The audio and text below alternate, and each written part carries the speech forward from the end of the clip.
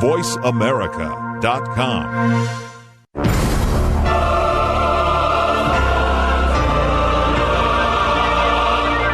Welcome to Crime Prevention 101 with host Susan Bartelstone. We're so happy you've joined us this weekend.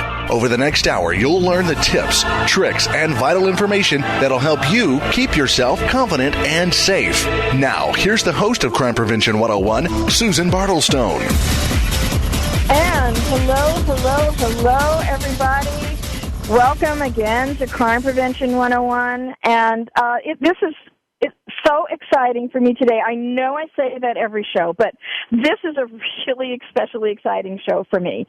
Now, somebody asked me the other day what the letters ICSP after my name stand for. And what it stands for is International Crime Prevention Specialist. And it means that I have been certified as such by the International Society of Crime Prevention Practitioners, fondly known as ISCAP, ISCPP. Now, ISCAP is an international crime prevention organization, and their members include crime prevention officers, police crime prevention unit managers, loss prevention managers, security managers, neighborhood watch organizers, community liaison organizers, and all sorts of people from the private and public sectors like myself. And ISCAP has a variety of crime prevention training opportunities and programs and so forth for its members, in addition to this certification course, which I took. Now, every other year, ISCAP holds a Crime Prevention Symposium, which lasts about 3.5 days, and they give lectures by leading crime prevention experts on a variety of subjects, and I really, really wanted to be there. Crime prevention practitioners come from all over the world to meet each other and learn, but I just wasn't able to get away. So I had the idea, why not see if I can't broadcast live from that symposium, even though when you hear this show, that symposium will be over, but we are going to be broadcasting live today, and I'm going to get a chance to do at least a brief interview with some of the great presenters that are going to be there. I mean, these are talented, dedicated men and women. They're out there in the trenches. They're making communities safe for you and I, and they're educating other police officers and crime prevention officers on how to do the same thing. So I'm really excited. We're going to be talking about a variety of subjects. In fact, we're going to get 2 shows out of this. There are so many people. I'm going to be talking about revitalizing neighborhood watch programs, crime prevention and citizens corps. We're going to be talking about a couple of other things today, onto this show today. So my very first guest is Richard Kennedy, who is ISCAP's Executive Director. Richard, welcome to Crime Prevention 101. Good morning, Susan. I'm privileged to be here. I'm looking forward to it. Oh, thank you so much. How is the symposium going, Richard?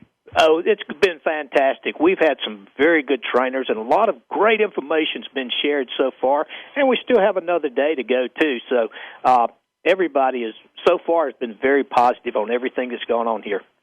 I knew it would be. About how many participants did you get this year? We have between 60, 65 participants this year. Everything's down a little bit because of the economy and everything, but we have, like I say, some of the top people in the world are here presenting, and like I say, the programs are just astronomical. That's amazing. Richard, tell everybody a little bit about your background and give us an overview of the ISCAP. Well, I'm probably the old man in the group. I've been around for about 30 years. I was in the very beginning of ISCPP when we started off in Louisville, Kentucky. In the early 70s, Dean Clotter went to England and looked at a proactive policing we call crime prevention. During that time, he brought it back to the United States, and he was working for the University of Louisville, and they started what they call the National Crime Prevention Institute. They started doing training for the all over the world. People came from all over the world to attend his training, and it was a 4-week training class, but they found out that crime evolves. It moves around. A lot of different things happen. So they needed retraining. They needed updating. So they originally started what was called the NCPI Alumni Association. After 3 years, it had grown, the membership had grown, and we kind of broke away from NCPI to become our own organization called the International Society of Crime Prevention Practitioners. And this is where ISCPP got its birth. And that was about when? That was we broke away our first meeting was in 1977, and 3 years later, 79 or 80, we broke away from NCPI. Ah, okay. And then what happened? Okay, and like I say, we became the International Society of Crime Prevention Practitioners. Right now, we have about 500 members from all over the world. Our largest number, of course, is United States and Canada, but we have members from Australia, members from Singapore, Hong Kong, England, Brussels. Just like I say, a lot of. We have 2 people here at this symposium from Israel. Mm-hmm. So we get a lot of good information, and they learn a lot from us, and we've picked up a lot of good programs from them. We learned from England not long ago about smart water, and I think Bruce Wall is going to be in there, and he's pretty up to date on that. So remember to ask Bruce about the smart water. It's something that's replacing the Operation ID. Okay, because this is something that's new to me too. So I definitely am going to make a little note to ask about that. But now, go ahead. I was going to say one of the things that I like the best, and by the way, people should know that ISCPP is not, even though the majority of the membership are law enforcement or crime prevention related, it is open to people that want to bring crime prevention techniques and stuff into their community, correct? Oh, yes. We've got several neighborhood watch leaders right here at this conference that's working with us, and they pick up a lot of stuff that they carry back to their neighborhoods. And we encourage anybody that has any interest in, again, proactive policing or crime prevention, we ask them to come out, and even if they can't come to the conference, they may want to join the ISCPP. We do a couple of things I think that's unique. One, we have a biweekly updates, which is members asking for, hey, I've seen this website, it's really good, or I need some information on auto theft, or I need some information on some other program. And all the people in the world get this, all the members, and they start sending these people information that they may need, or they start sharing these websites. So this happens twice a month. We also put out a quarterly newsletter called The Practitioner. So a lot of good information, and we encourage. And I particularly, by the way, Richard, I have contributed several articles to the Practitioner, so yep. I really appreciate the great information that you get from that. And that's exactly, it's an information sharing network. It's really a lot of what ISCPP is all about. It's no need to reinvent the wheel. There's a lot of good programs out there.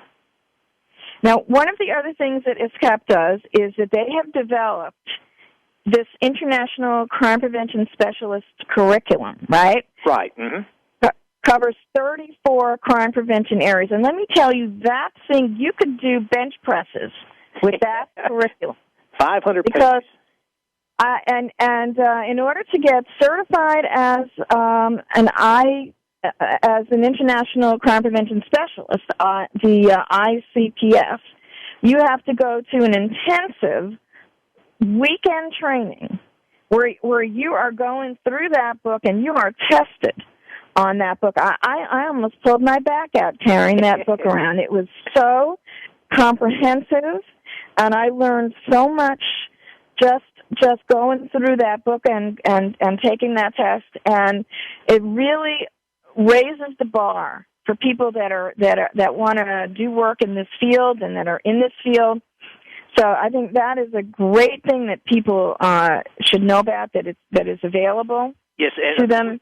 We've also made that book to where you can take it. If you say you want to talk to a group about child safety, it's laid out in a way that you can actually take the outline and make the talk from the book using that. So it really, crime prevention officers that do a lot of public speaking have really gotten a lot out of the book, too. Yeah, it's tremendous, and it's helped me a great deal also. And especially in doing the shows that I'm doing now, I find it's like, it's like a little Bible for me to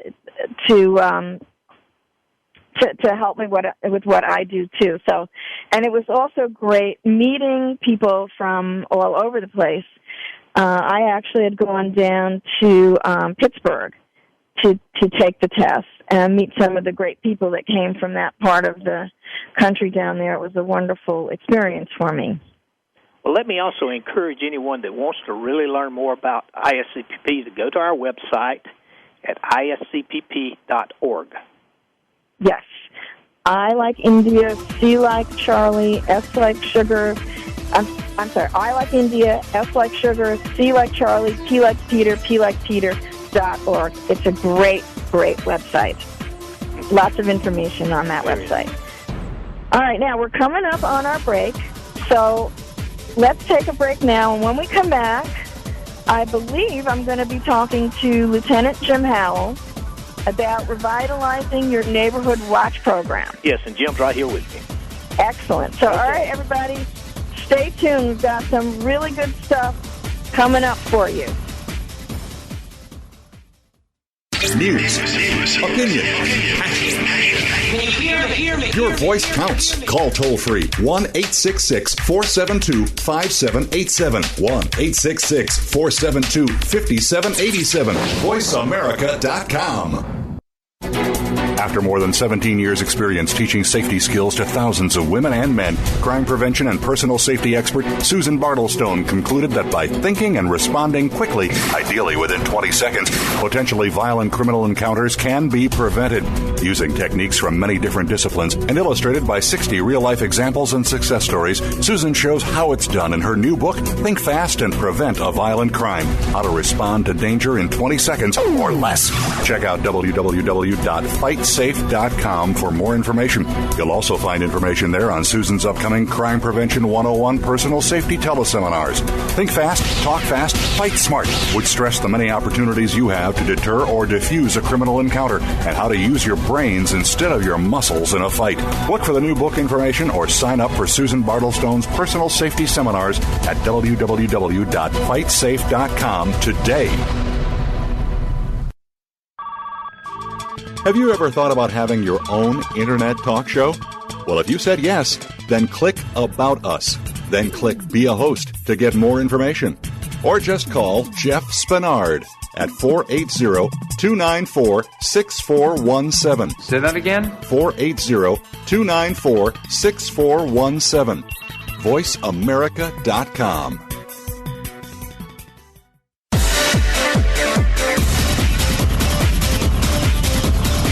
You're listening to Crime Prevention 101 with Susan Bartelstone.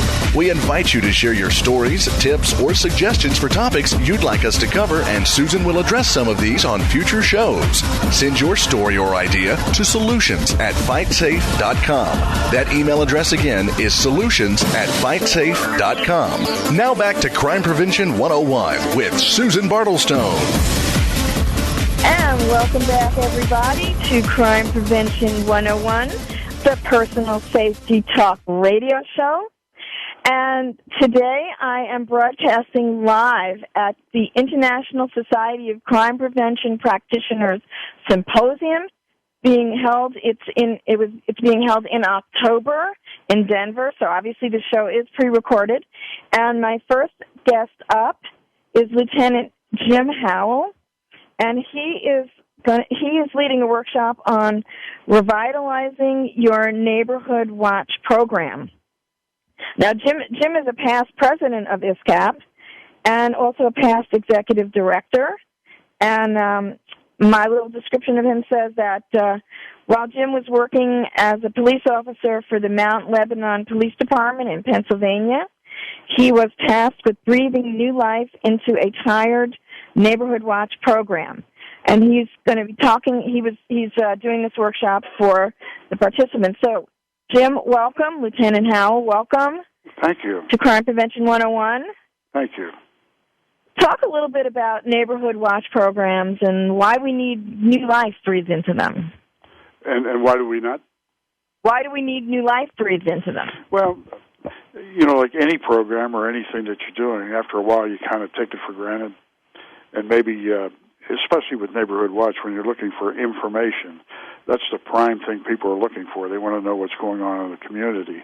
So there's a tendency when there's nothing going on in the community that people are kind of satisfied and they sit back and they don't want to come to the meetings.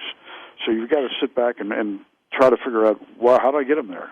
What do I do? Let's actually, Jim, let's back up one. Let's tell everybody exactly what a Neighborhood Watch program is for those listening out there that aren't quite sure what it is, and how do we get a program into a neighborhood? Okay. When I teach this course of Revitalize, the first thing I do is go back and talk about how we established Neighborhood Watch so that everybody's on the same page, and maybe we realize some mistakes that we made when we started our program. Now, these have to be done, you have to go to the police department, correct? Well, in order to there's to several get ways one? of doing it. Normally, okay. the police are involved either as the sponsor of it, working with the community, or the community sponsors it with the help of the police. You can do it either way, whatever way the community is more comfortable with. But it's a partnership. Who in the community, like a community board or your councilman, or who would you go to? It could be all kinds of people. What I chose to start mine, I chose victims of crime as my watch coordinators and my captains because those people have already been traumatized by crime.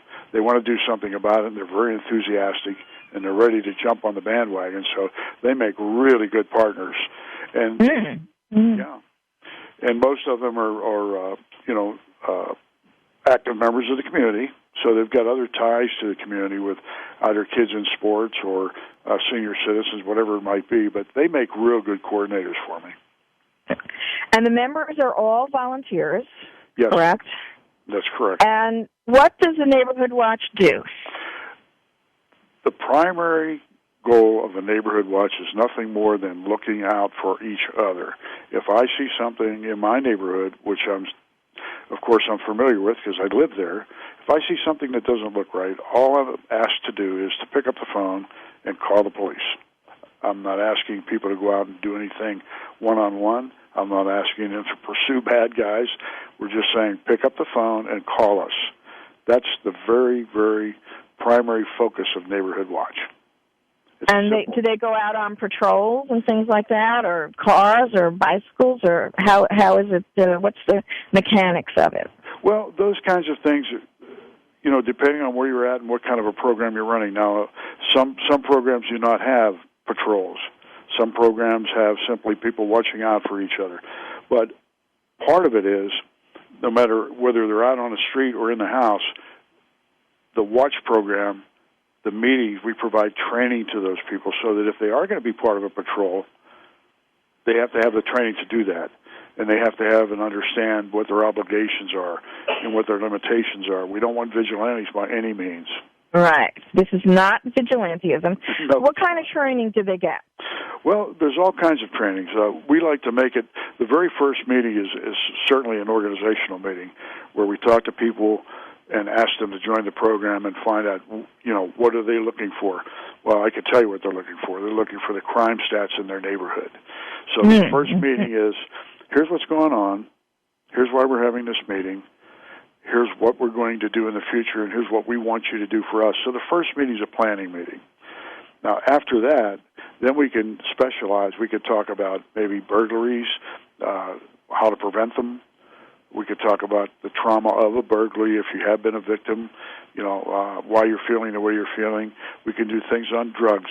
Whatever's handy and whatever's happening right now and then, that's the subject we would pick. We can do drugs. We can do meth labs. Whatever that community seems to want, that's what we'll do. But not only are we going to give them information when we do that, we're going to train them to be a good witness, for instance. Mm-hmm. And how to call what's the police. Involved in that?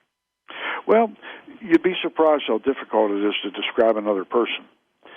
We've done some mock robberies with our banks, and one of the problems we had, we would bring, the police robbed the banks, but we would bring them back in after the fact, and we have already had all the employees who were involved fill out a witness form, and it was incredible when when they looked at the person and then looked at the sheet, how off they were. So we teach them to do what we do. Start at the head, go to the foot. Don't talk to each other, but put it down in what you saw. Don't talk to your partner over there and say, did you think he was tall or short? So it's very difficult to do, but it's a good thing to learn. And we also talk to them about describing vehicles and getting license numbers, that if Joe gets half the number and the lady down the street gets the other half, well, we're in business. Okay.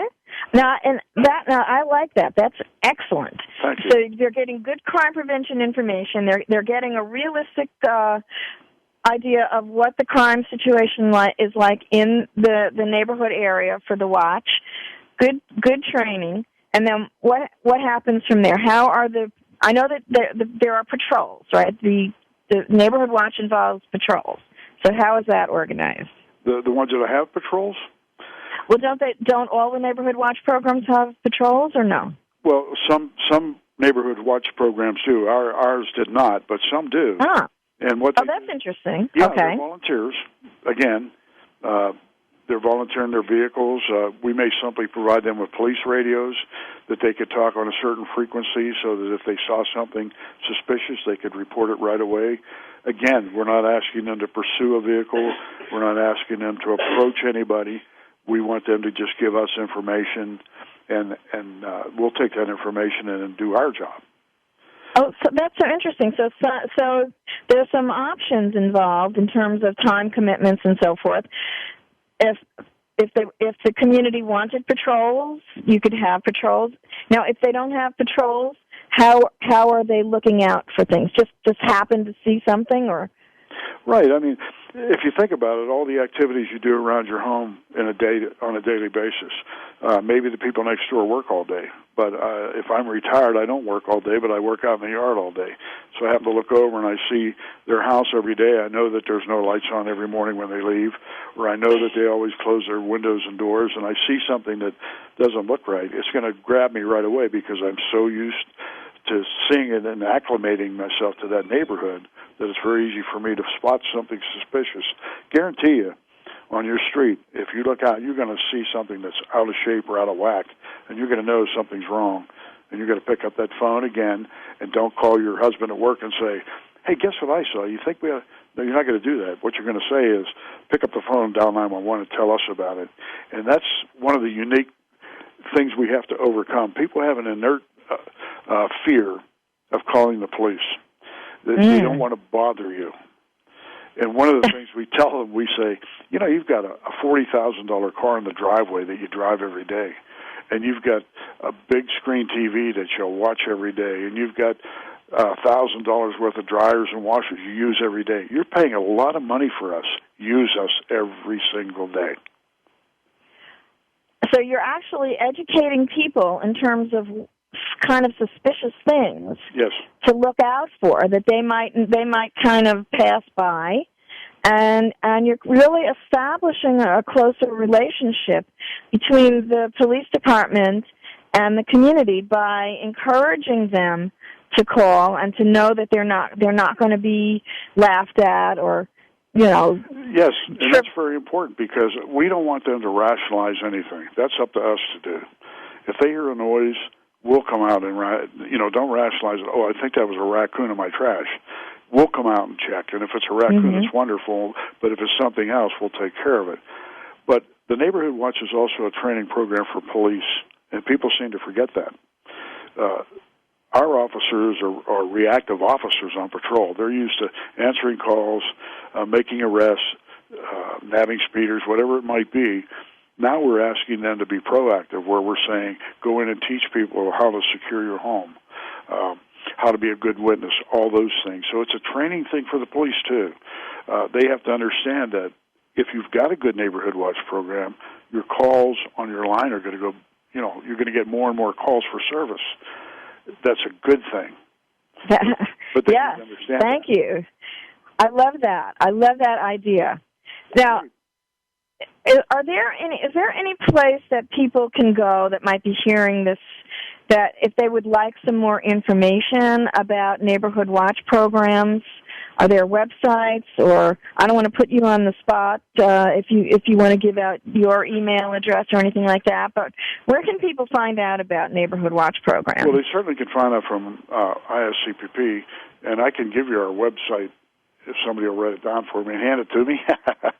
But they can certainly go onto our site and get information about Neighborhood Watch.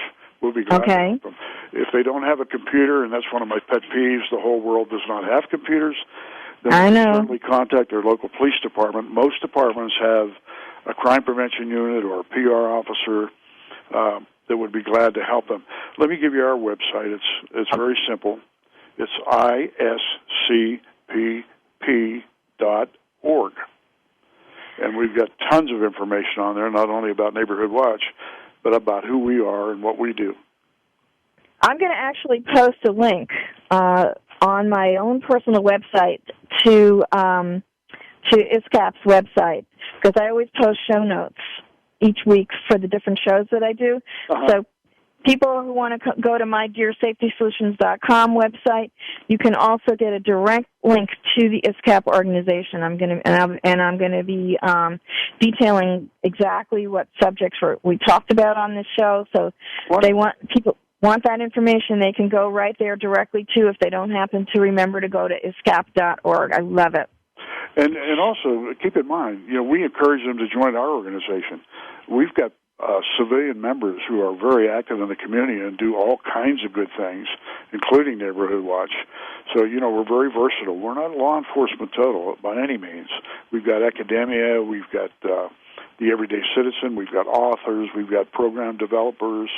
You name it, they're part of our organization. So we encourage that also. Yes, and I can't underscore that enough. I'm going to be saying this a lot throughout the program. ISCAP is an amazing resource for anyone who's interested in preventing crime, and I'm just so happy to be. I've gotten so much personally out of being part of it. So that is absolutely true.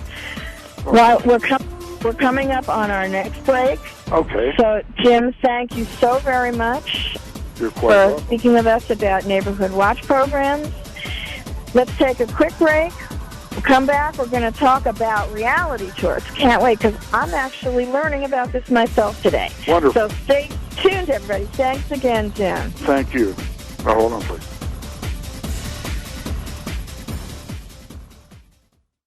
Ask the experts. Call toll-free right now, 1-866-472-5787. And ask our All-Star team to answer your question. That's 1-866-472-5787. Thank you for calling. VoiceAmerica.com.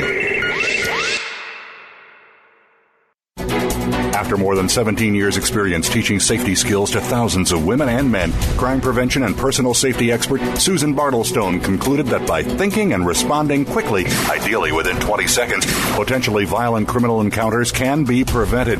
Using techniques from many different disciplines and illustrated by 60 real-life examples and success stories, Susan shows how it's done in her new book, Think Fast and Prevent a Violent Crime: How to Respond to Danger in 20 Seconds or Less. Check out www.fightsafe.com for more information. You'll also find information there on Susan's upcoming Crime Prevention 101 personal safety teleseminars. Think fast, talk fast, fight smart would stress the many opportunities you have to deter or defuse a criminal encounter and how to use your brains instead of your muscles in a fight. Look for the new book information or sign up for Susan Bartelstone's personal safety seminars at www.fightsafe.com today. Talk, talk, talk. That's all we do is talk. Yeah! If you'd like to talk, call us toll-free right now at 1-866-472-5787. 1-866-472-5787. That's it. That's it. VoiceAmerica.com.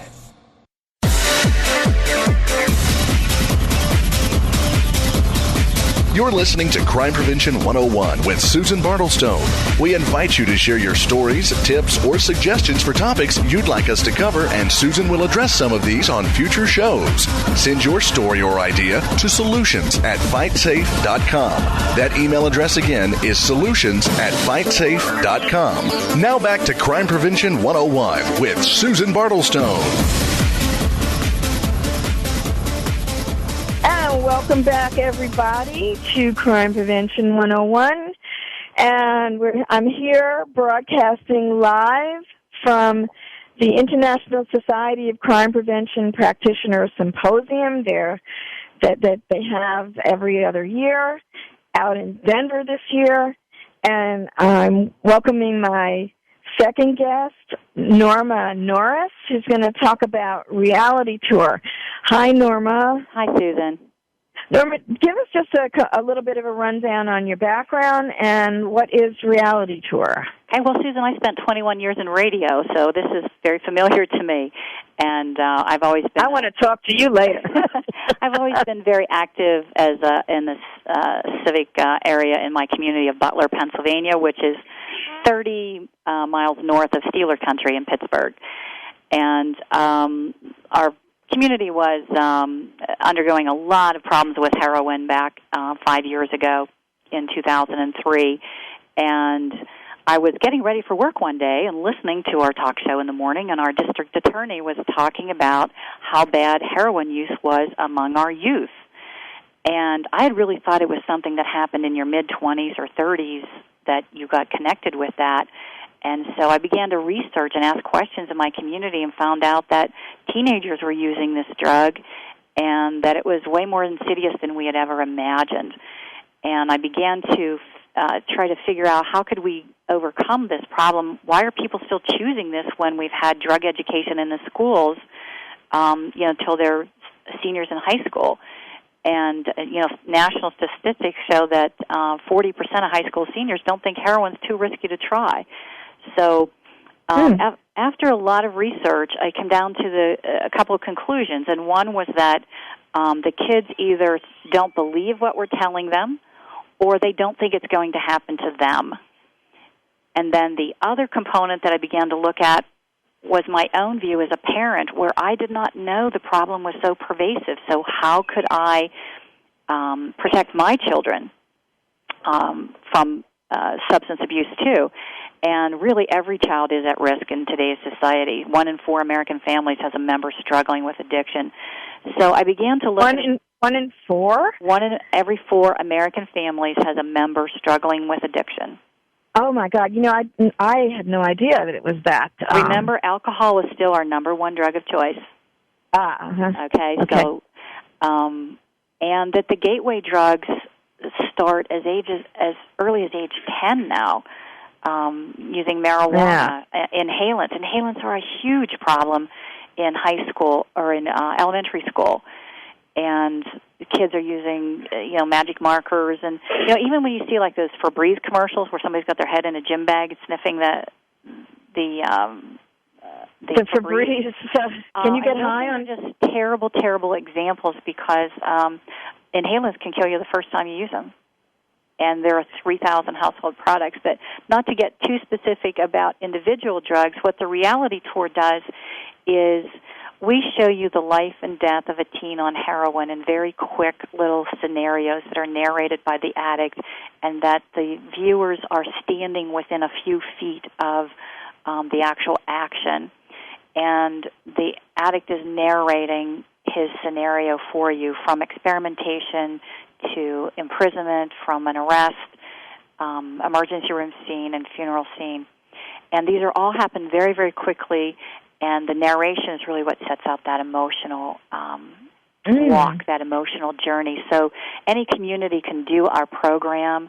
We have a program model, and you don't have to have professional actors. You just have to have 24 people who care in your community about protecting our kids.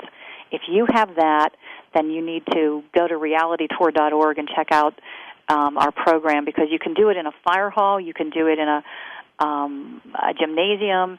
You don't have to have any special places to do this. It's not held like a theater that you're standing right in the scene, so you don't have to have special arrangements. And this is an emotional teaching method which is easily recalled. And when parent and child are viewing this together, the dynamics are so much different than if you just had a field trip of kids going through the program where they're really more concerned about what their friends are thinking or who's passing a note or other things, social things like that. When the parent and child go through this program together, the attention is different, and the bond that they have when they leave our program is profound. Parents are our most effective prevention tool, but they are underutilized and undereducated. We have parents who think because they chose the right school district or the right neighborhood that their child, this doesn't apply to them. They don't need any extra prevention tools because their child's not going to be impacted.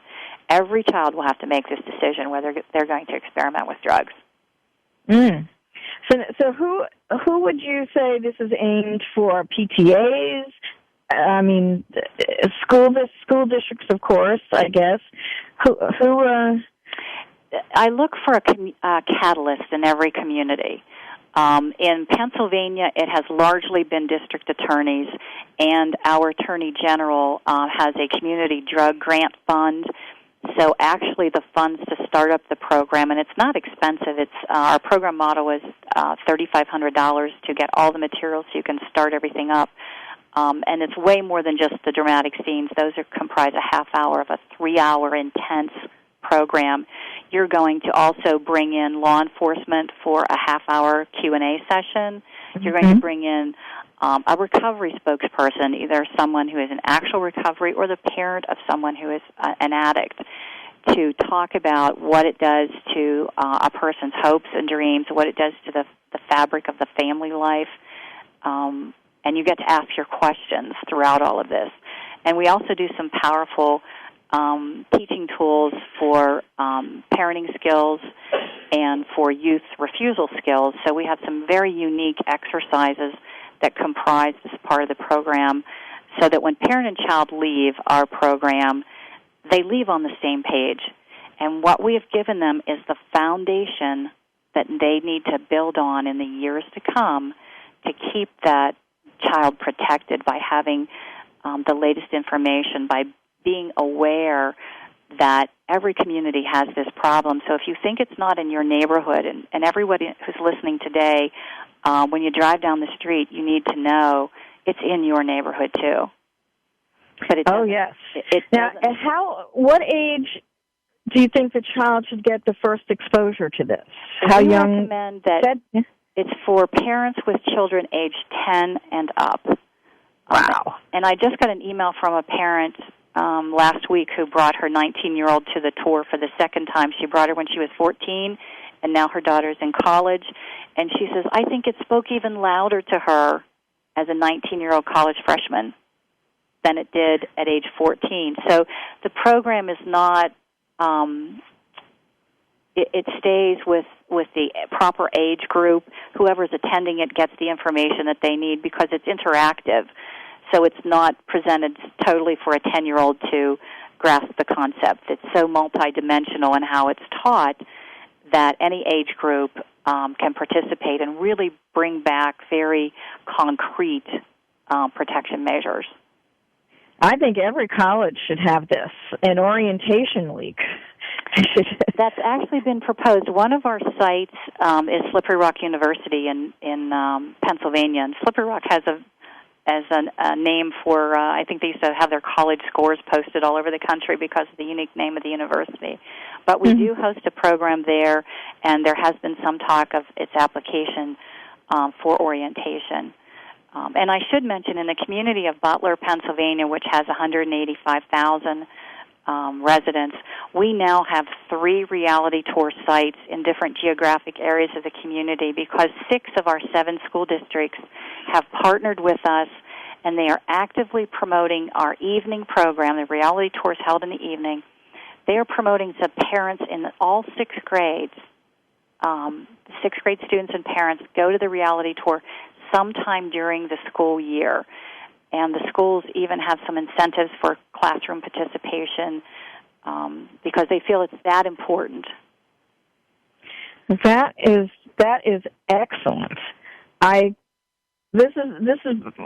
so pleased to learn about this because I didn't have all the figures, but I did know that it's a terrible problem, and I didn't realize 10 and up that because I think that I don't think a lot of parents realize that they need to start educating a 10-year-old about, drugs and alcohol abuse and stuff like that. That's truly amazing to me. And, realitytour.org, that is the website for information. I'll be conducting teleconferences over the web for people that want to find out more about the startup. So I'll take 10 to 12 sign-ups. So you can contact me by email through the website, realitytour.org. If you just hit the contact button, that's my email. So for any communities that are out there that want more information, I'm open to doing a teleconference to tell you how to get started. You do need our program model, but we provide you with the organizational materials you need to just start the conversation in your community, and that is at no cost. We just email them to you. You know what? I'm signing up. Okay, great. I want to be on that teleconference, and maybe there's some way we can do some more about Reality Tour. I know I've given you a few minutes. I know there's plenty more to talk about, and absolutely, I want to know more about it. I want to make this resource available, maybe in a little more detail, Norma. So let's you and I talk about that at some point in the future.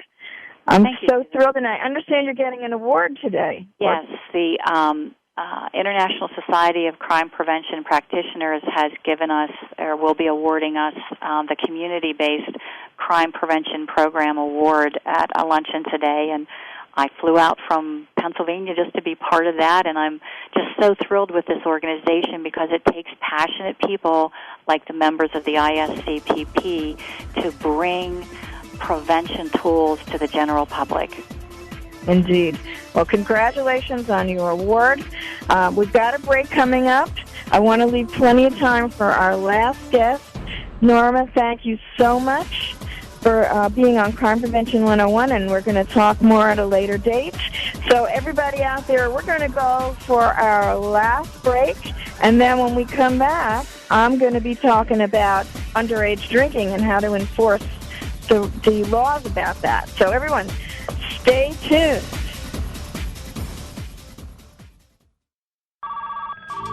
Have you ever thought about having your own internet talk show?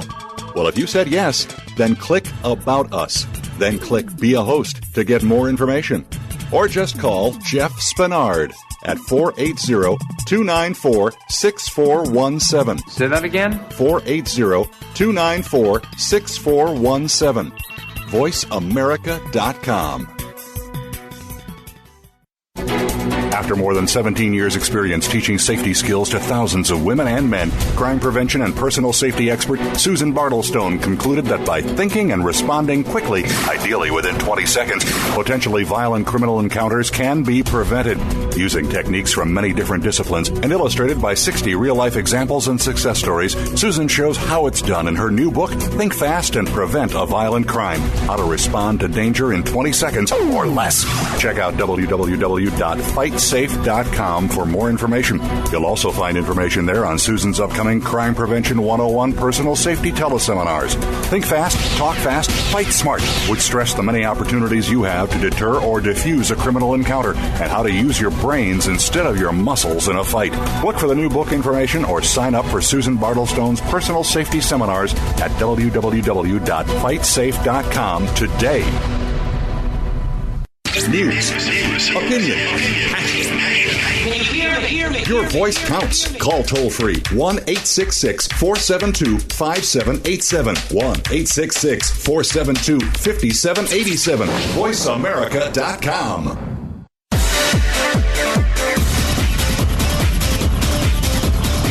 You're listening to Crime Prevention 101 with Susan Bartelstone. We invite you to share your stories, tips, or suggestions for topics you'd like us to cover, and Susan will address some of these on future shows.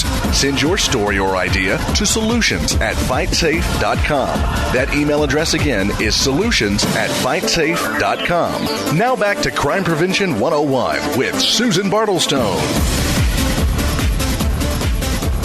And welcome back, everybody.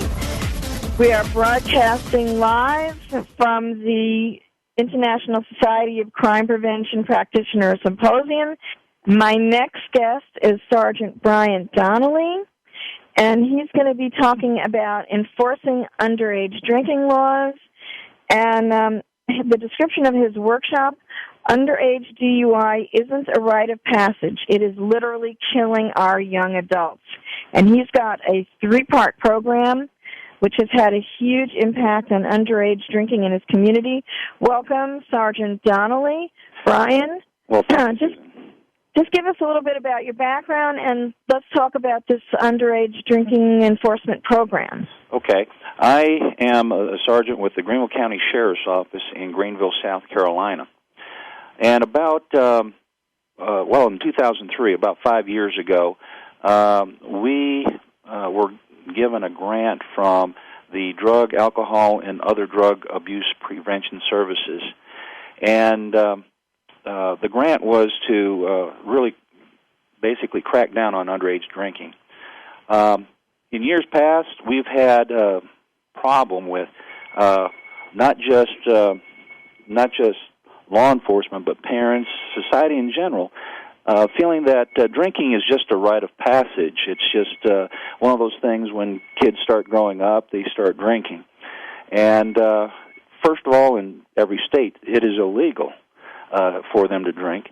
And we just had to get serious about this situation. We've seen a lot of kids who have, in our own area, who have been killed in car wrecks for DUI.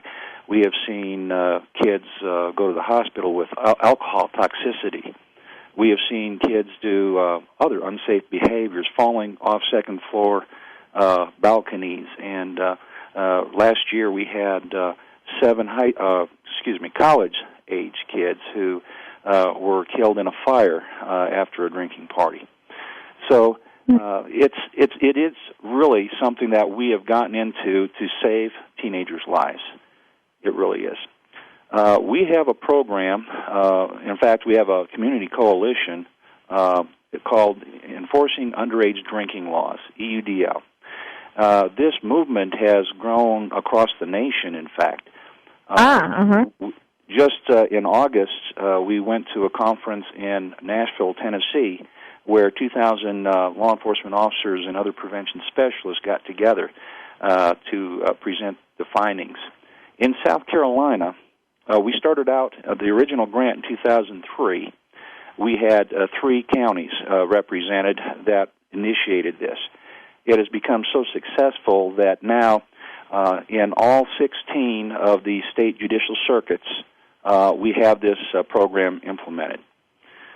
What we do with enforcing underage drinking is, first of all, law enforcement is enforcing the law. We go out and we take undercover officers with a teenager who acts as our agent. Usually age 18, 19. They're under 21 anyway. And they will go to a convenience store with us. So we'll drop them off. We'll give them some money. And they will go to the beer cooler, grab a beer, and then they'll go to the counter and plop down the money. And if the merchant complies with the law, they will identify them. Ask for ID, right? Yeah, it says, we ID. They have signs all over their stores saying, we ID. But it's amazing how many of them don't. And even we've had them ask the kids, how old are you? And they'll say, I'm 18. Oh, okay. And they'll sell anyway. We started out this program, and we don't try to trick them. We don't try to fake them out. What we do is we're seeing if they're complying with the law. And if they don't, we charge them. What is the charge for that, by the way? South Carolina's, because of the EUDL push, we've had some changes in our law. We used to have to charge them with transfer transfer of alcohol or beer to a person under 21. Now we can literally charge them with selling the beer to someone under 21. The fine for that is $652. All you guys out there that are doing that? That's right. Beware. Beware. That's in our state, it's $652. Now, is it a misdemeanor? It is a misdemeanor, right. All right, so that's part... That's part of it. That's part one. We also do party patrols, and in party patrols, what we do is when we get word of a party, I worked the streets for a long time, and we a lot of times had the attitude we don't have time for this kind of foolishness, so we make the kids pour it out, and they get all upset that they don't have their beer anymore, and we figured we did a good job. But then that really didn't stop the kids doing it. So now when we do find a party, we have changed the law recently in South Carolina where it's not just having beer in your possession or alcohol in your possession if you have consumed it. In other words, if we can take we use an intoxilizer machine that they blow right into. It's not like a breathalyzer. It's just alcohol on your breath is enough to record. And if they record, they've been drinking, and then we charge the teenager. And the teenager will lose their driver's license, which means a lot to most teenagers. But and isn't it also true that if in some places, I think it's true in New York where I am, that if there's a party, the parents can actually be charged if liquor is served. We're still working on a social host law, but a lot of times what happens is the parents don't know what's going on. Sometimes the parents will throw the party.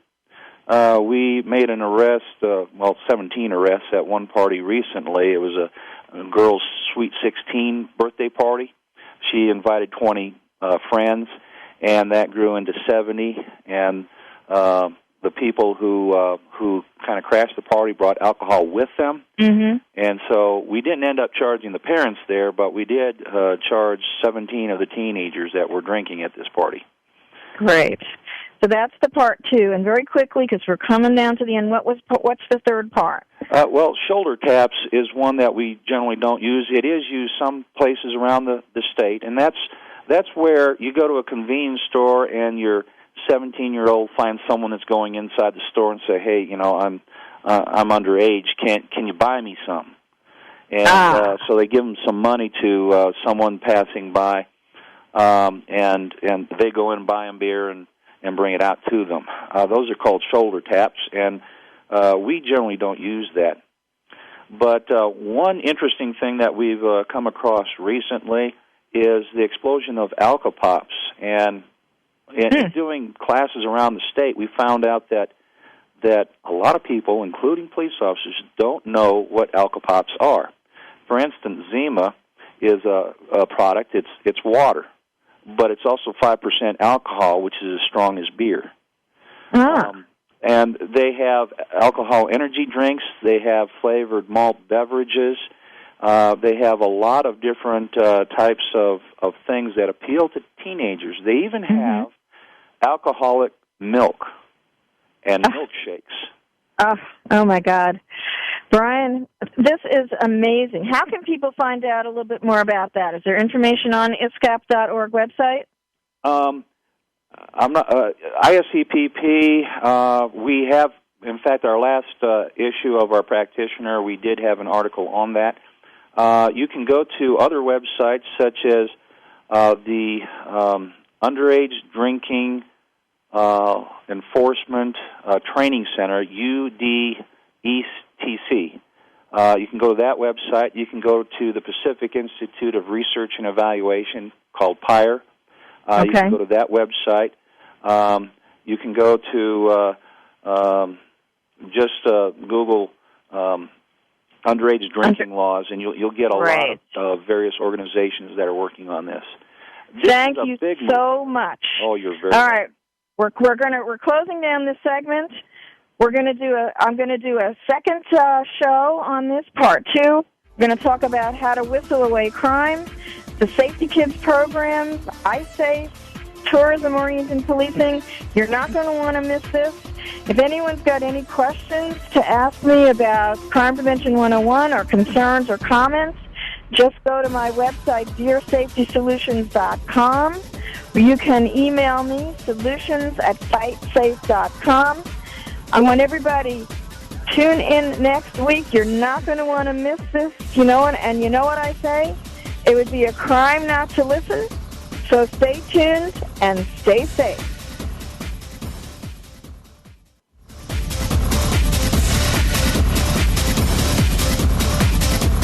We hope you got some useful information and inspiration this week on Crime Prevention 101. Susan Bartelstone invites you to join us again next Saturday at 11 a.m. Pacific Time and 2 p.m. Eastern Time here on Voice America. Have a great weekend and a safe weekend.